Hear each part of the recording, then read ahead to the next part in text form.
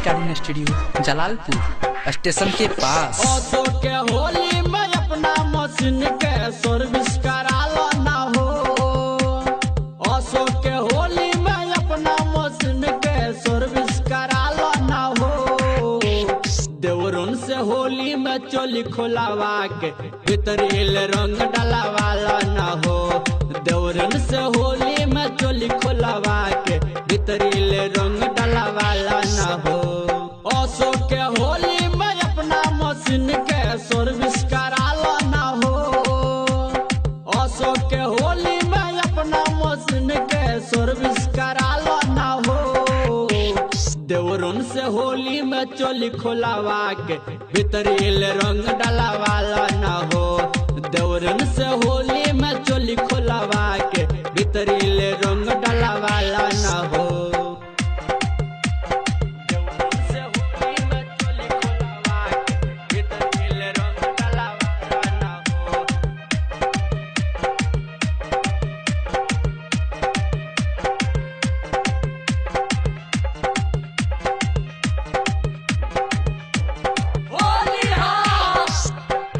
बुरा ना मन हवे होली देवरो के मन जला डोली। भैया के हो तो का भइल देखो देवरन के आइल बटोली।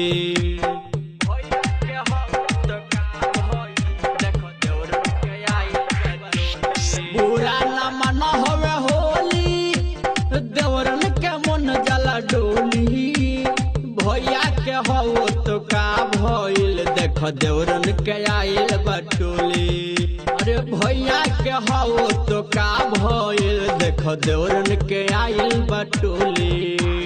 बेर बेर मौका ना आई भौजी फायदा उठा लो ना हो। बेर बेर मौका ना आई भौजी फायदा उठा लो ना हो। देवरन से होली में चोली खोलावा के भीतरील रंग डलावा न हो। देवरन से होली में चोली खोलावा के भीतरील रंग डलावा न हो।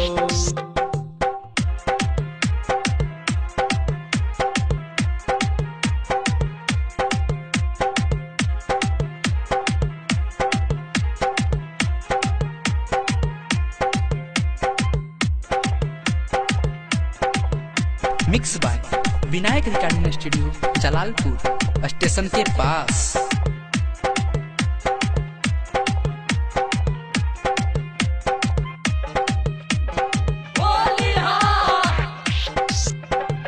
भैया तो बड़ा परदेश में जितेंद्र से काम चलवा हो। सर्विस करावे के खातिर नरेश से आके तो रंग लगावा।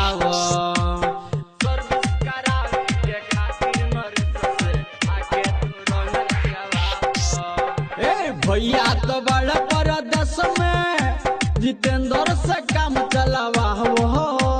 सर्विस करावे के खातिर आलम से डबलो से रंग लगावाओ। सर्विस करावे के खातिर आलम डबलो से तो रंग लगावाओ। पेरेंट्स राजा सुनील बिहारी से जबर लगावा लो ना हो। देवा दिल पतर कसवर से